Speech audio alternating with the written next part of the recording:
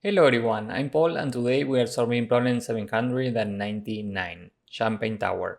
This is a medium problem that's all about observation, so let's start.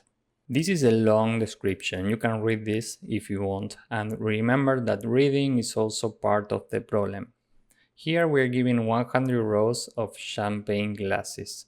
These are the first three, and we are pouring some amount of champagne caps into these glasses. Each glass can hold one cup, and we are pouring the corresponding amount of champagne into glass number 1. Now, whenever some glass is full, any excess liquid will fall equally left and right. So if we are pouring 4 champagne cups, this is the final state of the first 3 rows.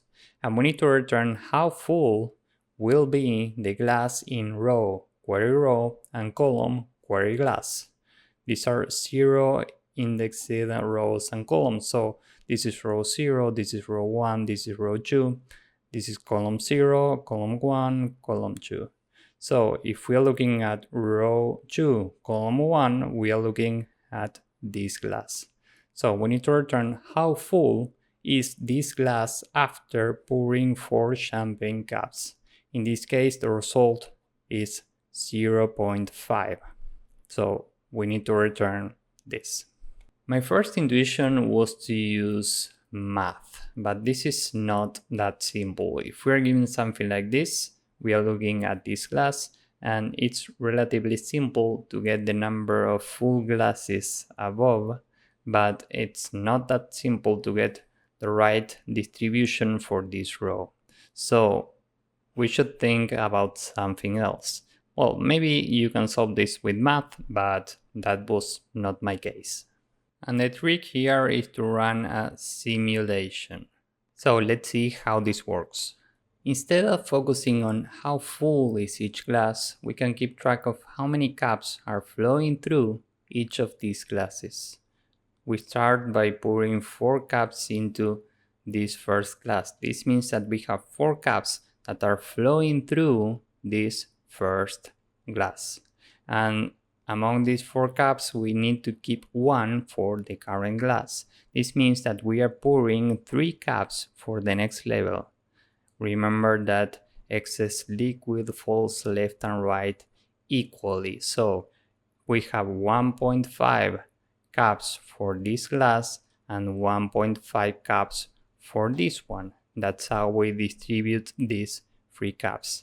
Now if we look at this glass, we are keeping 1 cup for the current glass and we are pouring 0.5 cups.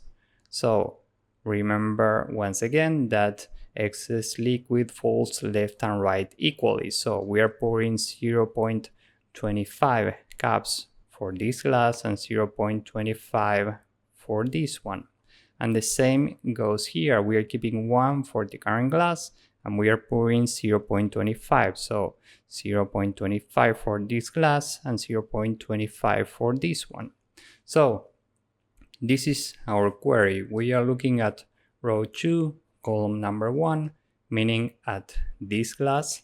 And how full is this? Well, we can do 0.25 plus 0.25 and the result is 0.5. So we can run this same simulation. We are pouring 4 cups initially. And from here we can get the amount of cups that we are pouring into left and right cups for the next level. We can take 4 minus 1 for the cup that we are using for the current glass divided by 2, because remember that excess liquid falls left and right equally. So we need to divide this by 2. And 4 minus 1 is 3, divided by 2 is 1.5. Meaning we are pouring 1.5 cups into the left glass and 1.5 into the right glass.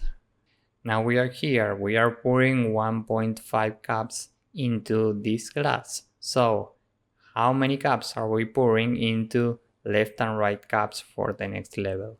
Well, we can take 1.5 minus 1 divided by 2. And this is 0.25. As you can see here, we are adding 0.25 to these caps.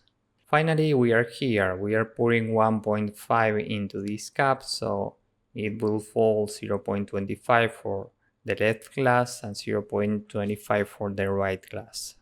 Usually I find it useful to visualize these problems with triangles like this. This is column number 0, this is 1, this is 2, this is row 0, 1, 2. So now we are here, meaning we are here. And we can take the current number 1.5 minus 1 divided by 2, and this is 0.25.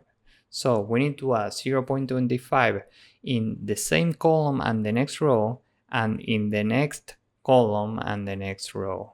Okay, I think that this is easier to visualize than this. So we add 0.25 here, this is now 0.5, and 0.25 here, this is now 0.25. So this is our final grid, and now we can go to row number 2, column number 1, and return 0.5. Time and space complexity here is big O of the amount of rows square. We need to build and iterate this grid, which is a triangle, so we can take the amount of rows square. With this in mind, let's go with the code. First, we need a grid. This is our triangle, and we are calling this levels. This is an array, which includes an array with 0 times I plus 1 for every index in range query row plus 1. Because this is non-inclusive, and we need to include query row. And now we can say levels 0, 0 is equal to port, and we can iterate every cell in this triangle. So for every row in range query row, we go from 0 to query row minus 1, because remember that we are updating rows from previous rows, so there's no need to iterate the last one. And for every column in range row plus 1. From here we can get the amount of caps that we are pouring into left and right. We are calling this next. And how do we get this? Well, we can take levels, row, column, minus 1 for the current glass. Here we use parentheses, and we need to divide this by 2. And if next is a positive number, we can pour the corresponding liquid into the corresponding glasses. So levels at row plus 1 column plus equal next, and levels row plus 1 column plus 1 plus equal next. And finally we can return levels at query row, and this is query glass. Now this might be greater than 1, but we can hold up to 1 cap in every glass. So the maximum positive number that we can return is 1. This means that we can return the minimum between 1 and what we have here. So this is the entire code. Now let's submit this and see if it works. As you can see, this works and it's very efficient. So if you found this useful, please drop a like, subscribe, and see you in the next one. Bye bye.